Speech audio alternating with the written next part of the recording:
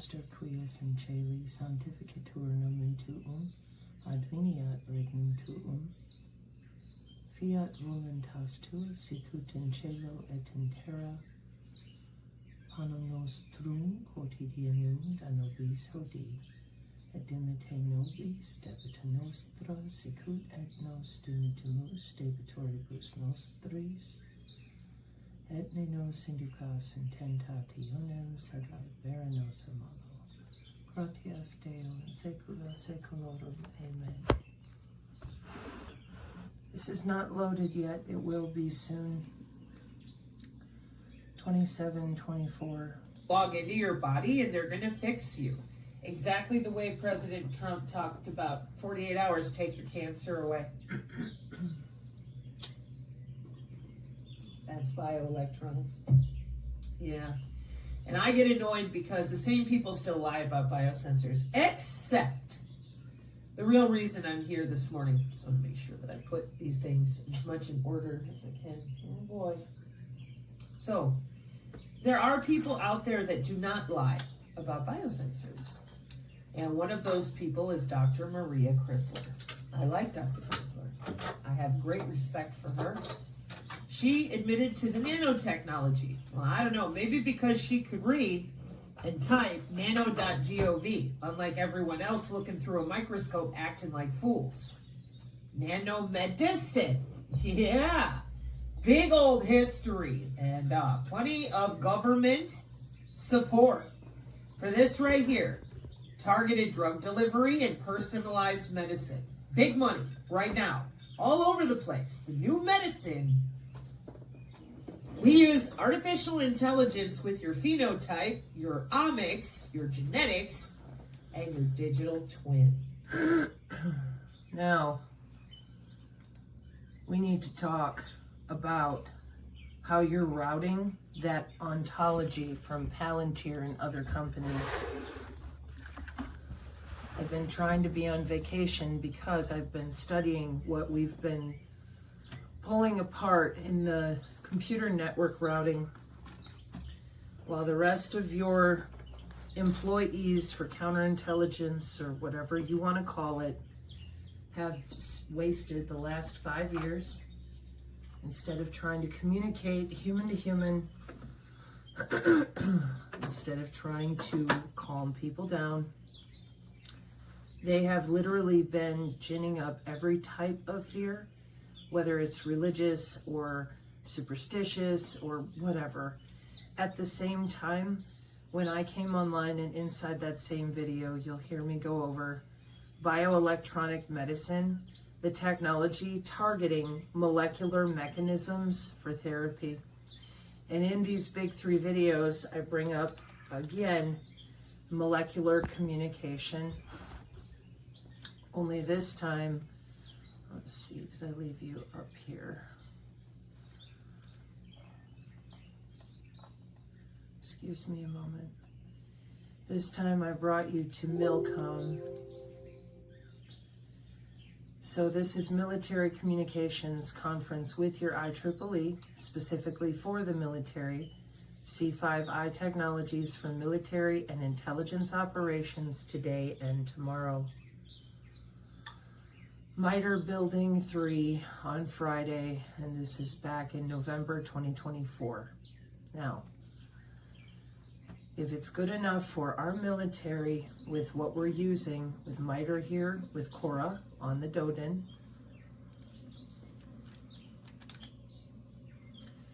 this is Joint Force Headquarters. That's United States Cyber Command.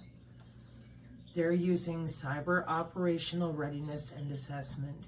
Cora here was developed between Northrop Grumman, MITRE, and a different company that I can't think of at the moment.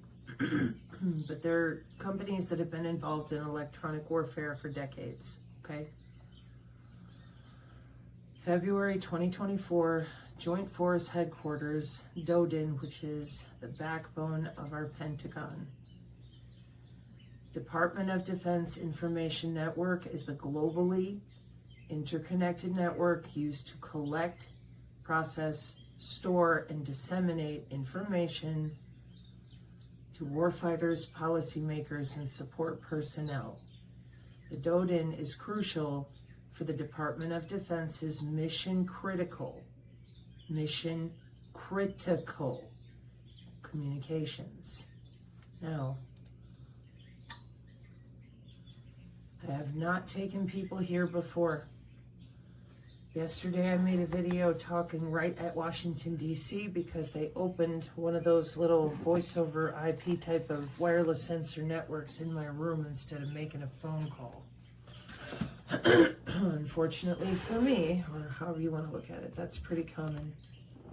So, Joint Force Headquarters, Department of Defense Information Network, leads the DoD's unified force approach to network operations, security, and defense across the Department of Defense Information Network, commonly known as the DoDIN, the Global Command and Control. Global Command and Control responsibility underpinning all Department of Defense missions, works to ensure mission assurance and bolster our Department of Defense's competitive advantage. The command's mission covers a broad range of activities on behalf of United States Cyber Command, including proactive, threat-informed steps to reduce cyber risk across the DoDIN and leading response to attacks against the DoDIN to ensure network operations remain agile and resilient. Congressional testimonies, articles, ta-da. Now the reason that I am making this crystal clear as I can be, is because the United States has a current warfare doctrine, network-centric warfare, that leverages information superiority to improve military effectiveness by connecting various elements of a force within a network. Now, when you're combining these different networks, whether they are satellite, terrestrial, on the ground, or a striker that is autonomous, a little robot dog running around that's autonomous, that is going to be controlled by a squad, or if it's unmanned teaming with next-gen air dominance, that'd be an F-35 working with a UAV, unmanned aerial vehicle, whatever it is they're using, the DoDIN. This is not new. Welcome to 2014 at computerweekly.com. I said 2014. It is currently 2025. What I am showing you is not classified. See other videos for extended explanation of SIPRNet, NIPRNet, JWICS, and our backbone, formerly known as the Global Information Grid, now updated to the DoDIN. Network-centric targeting also became the means of a chilling new type of warfare called targeted killing. Computer-driven, okay? Network killing. The mechanism of net-centric warfare makes the idea that the UK connection, telecommunications, global backbone, has not facilitated United States drone strikes absurd. The network made targeted killing possible. The network was also the basis of the mechanism that drove the actual strike operations. It carried the intelligence that selected the targets. The network ran the software that directed the operations. The network incorporated the drones that carried out the strikes. That's right. The drones do not exist as separate entities called in to finish the job. The drones are nodes on the network. They are part of the network. The network is the weapon. The blue map at the head of this article shows the map of the fiber optic core of this global network, the Defense Information Systems Network. Welcome to your doden.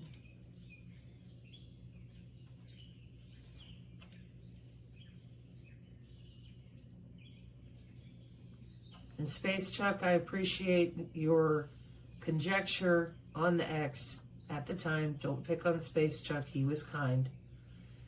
But he did not like my tone, in which I'm very clear what network we are using, and it's not commercial, it's military grade.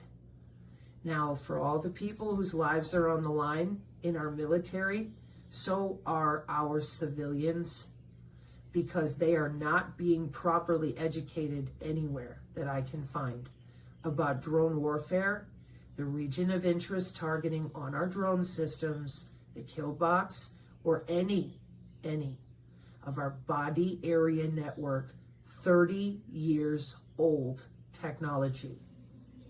So there's no black car, Chuck, in my front lawn, because everything that I've been teaching people, including this right here, is old. And I know that you have a United States Code as a Space Force deployed person right now working for Space Force. I understand that you are constrained. You cannot necessarily speak to these systems, but I can. So respectfully, thank you for your help. And I'm sorry it pisses you off that I'm being very forthright with people that we have a targeting system. And yes, it is used on civilians, because sometimes they get in the way. They don't mean to, it just happens. That also happens with ambassadors in our State Department. It also happens with regular employees, cleaning people's rooms overseas and they get hit. Yeah, it happens. That doesn't mean, as Chuck has said, folks, that you got a bunch of military people out there just hitting people. Chuck is correct in that, and I've reiterated that now several times to buffer our military people, give them some format of reality, because that is true.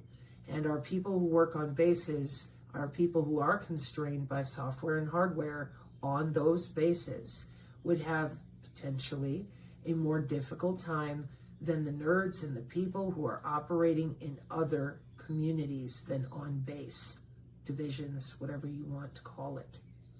But the reality is we are in network-centric warfare. You're looking at it. And they are not telling people HOW. We have way too many civilians who still think they're going to show up to their front door, kick the door down, and use guns, tanks, and planes like we did in World War II. That is not appropriate. And I would hope that even people like Space Chuck would agree with me that having a civilian populace this dumbed down is very dangerous to them, the ones who want to protect civilians, who want to protect their family. That's why I'm here so early this morning. So please pay attention. This is our Defense Information Systems Network, guarded over by DISA. CISA's on the cybercom side. They do the software. DISA does the hardware. Defense Information Systems Network. $24 billion commercial equivalency network infrastructure. And as you can see, commercial satellite, digital intermediate frequency, airborne intelligence, surveillance, and reconnaissance with unified video dissemination, enhanced mobile satellite services, gateway and teleport programs, and over here on the network portfolio, terrestrial transport gateways, multinational information sharing, senior national leadership communications. You can see their fiber mileage, their circuits, terabits per second backbone, 150,000 worldwide users in 100 nations. Now, when I worked for Charter Communications back in the day, our connection in Eau Claire, Wisconsin was an OC3 to an OC24 with AT&T in Chicago. It was a wide open pipe for the NSA with your Prism software stuff coming off of a Solaris, S-O-L-A-R-I-S, purple box. And I never thought twice about it until everybody else saw Snowden and Greenwald. So that's why and how, because I had a job. Then I went and worked at Whitewater and saw the underground UWW VAC systems out of the 70s that connected things like Sage radar to our spy planes and whatnot. I didn't know what it was at the time. I was just responsible for working in the data center, but I did know what the equipment was, and I have some of the original software in my closet right now. So then when it comes up later on and people are wondering how we have a phase array system in Madison, Wisconsin, and I know that all the University of Wisconsin buildings are connected underground, that's how and why I know for certain, rather than taking pot shots and guesses, reading things on the internet. I worked there. And the IBM Sense software, that was what I saw. We had an IBM and it was sitting there and it was we had the software like wrapped up in plastic, and I said, hey, how come we can't get rid of this? And they said, well, that goes underground. And I'm like, underground? For what? The Industrial Internet of Things with the Sense projects. Hang on.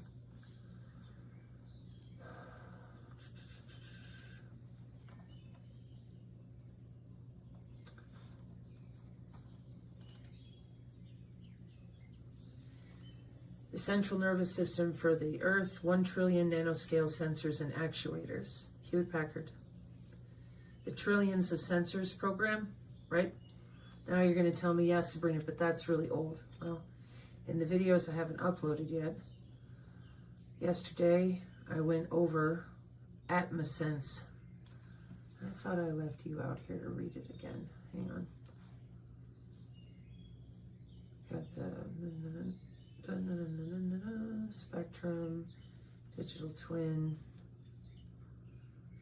Oh, better pull that back open because that's pretty important too. That trillion sensor thing is a technology with DARPA.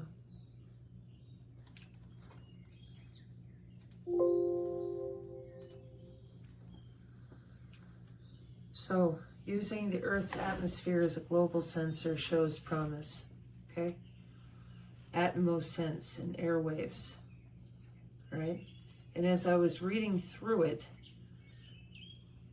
in their meeting for their workshop last month in 2025 in Daytona Beach, Florida, AtmoSense, which began in late 2020, set out to understand the fundamentals of energy propagation from the Earth's surface to the ionosphere to determine whether the atmosphere itself can be used as a sensor.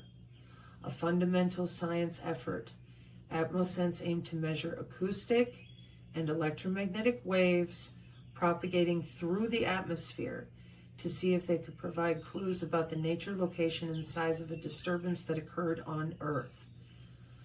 Precisely locating illicit underground explosions, open source tools developed under AtmoSense so that they can read from extended distances, benefits for a range of computationally complex problems, 3D orders of magnitude, and using their modeling and software and R&D. And then they're talking about Navier-Stokes fluid dynamics problems. This is more of your algorithms. And AtmoSense program included 2 phases, developing models for wave propagation from large events on the Earth. In 2024, a field test conducted in New Mexico to conclusively validate DARPA AtmoSense models and establish an improved limit of detectability and geolocation. The model predictions for wave propagation mirrored very closely the actual ground and airborne sensor readings from the test blast, proving the simulation model's theory. performer team noticed something unusual in their analysis of sensor data, and that has to do with a specific location in the atmosphere. Sensor data, where did I see that? The trillion sensor thing is listed in here somewhere. My point is that that trillion sensor stuff is not new. Where did I see you?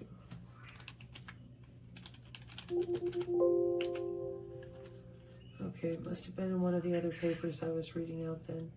But this is the update using the Earth's atmosphere itself. The update from what? From that. See, this is back in the Sentient World Simulation Global Information Grid timing. Exascale memory, nanocomputing, nanowire chemical sensor, MEMS, optical interconnect, photonic circuits. Down here, climate monitoring, seismic exploration, oil, merchandise tracking, real-time traffic conditions, tsunami warning system. You'll see this line right here goes to a house, home automation system, home automation security. These are sensors. 1 trillion nanoscale sensors.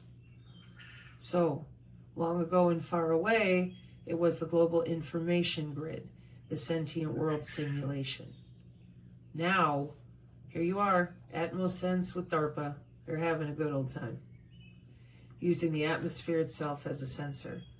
This is your backscatter and propagation for those of you who've been asking after that. There you go. And people said, whoa, they can't do it. They don't know. It's a shot in the dark. No, you don't understand. The reason you don't understand is because you don't understand that.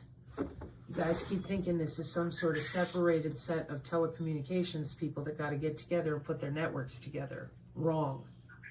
Very wrong. This is network-centric warfare. They're not playing around with that. That's national defense. If you lost your marbles,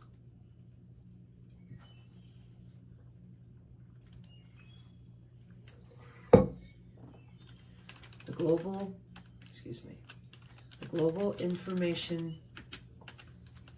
grid has been updated to the DODIN.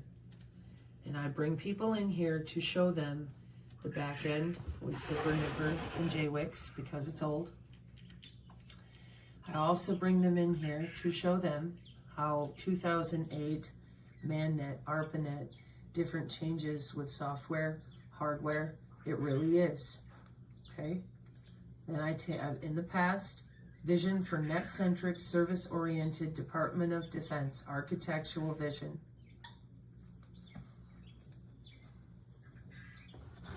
We are under net-centric warfare right now, okay? It's not new. Everybody knows it except the population, the populace, the public.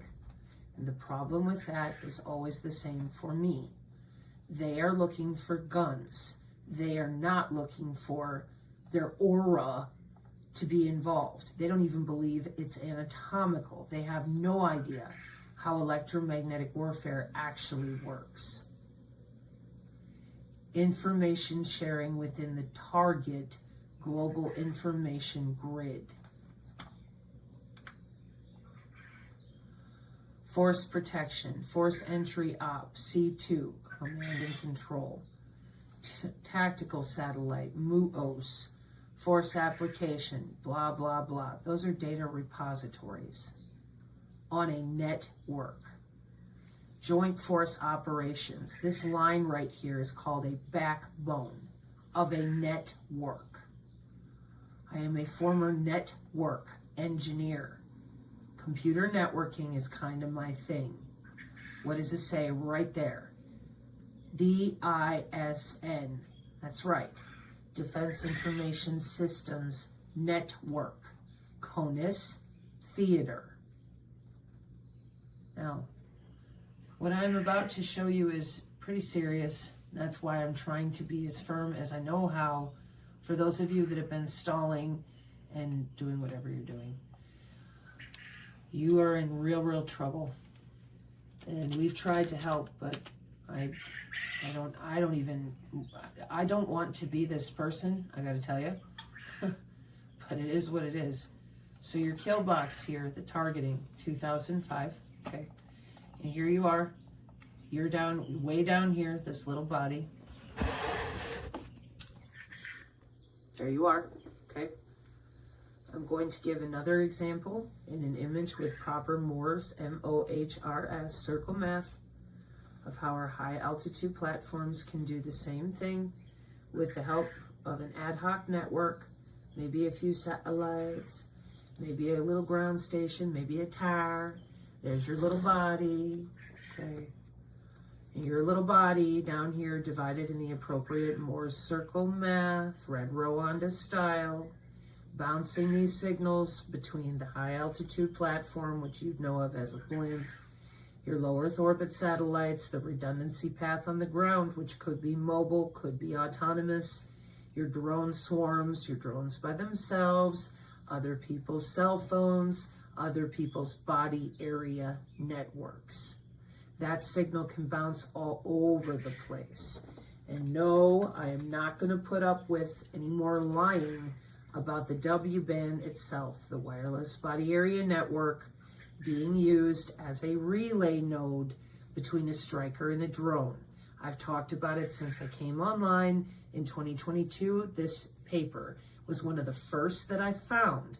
And I said, what in the hell are we using dynamic channel allocation for already in 2015 for interference mitigation in a relay assisted band? Meaning that when the signal hits the body, if we don't want the signal on that body, we use that body just as another node on the network to relay the data clean and clear. I'm like, what is this all here for? Separating bodies for drone targeting. Now we also use it, and then too, for the medical body area networks. I didn't know about them back then. Medical body area networks were fully finished in 2012. So it's the same scheme, whether for targeting for drone warfare or for targeting for medical body area networks to check on a patient with remote at-home healthcare.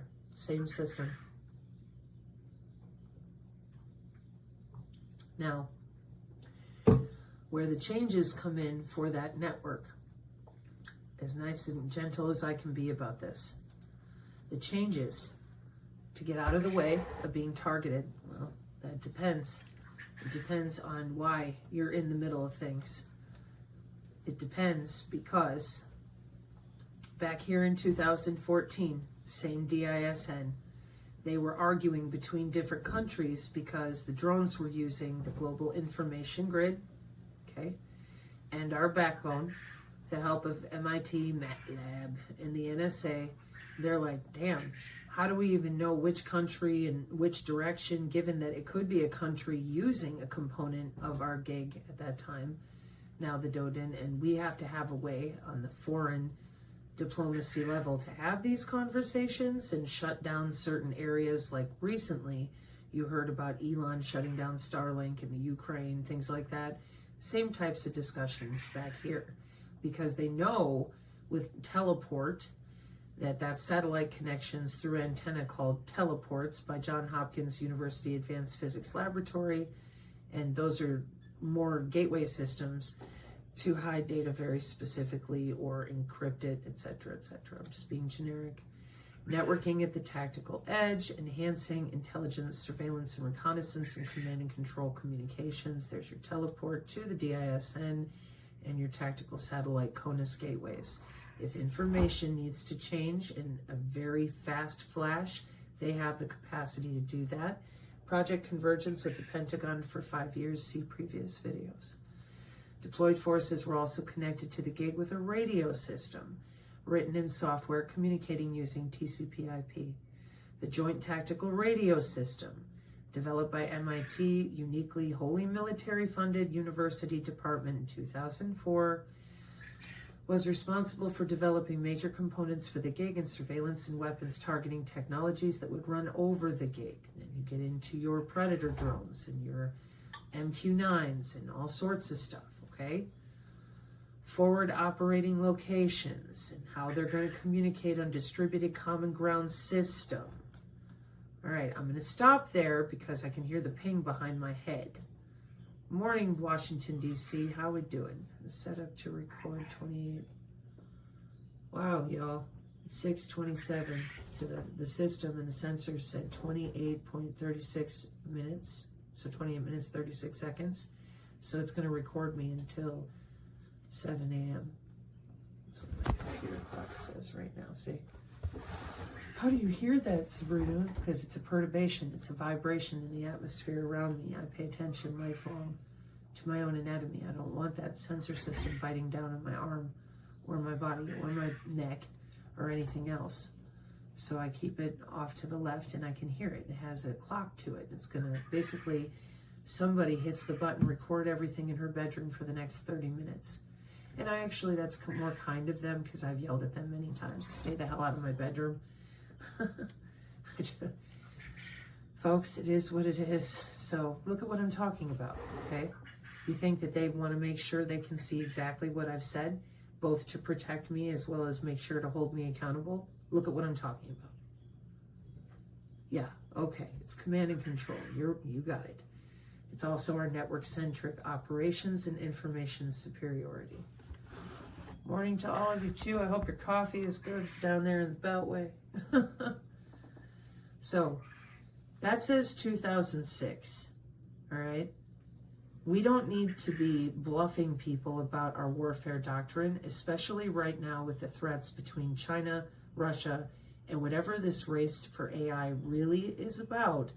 It is going to include technology we've had since 2006. Microwave Journal. Defense and security authorities around the world are presently pursuing the idea of network-centric operations as the key to efficiently identifying and fighting potential threats. For defense applications, this is well accepted, but now civil governmental organizations are also using this approach for security applications. Oh boy.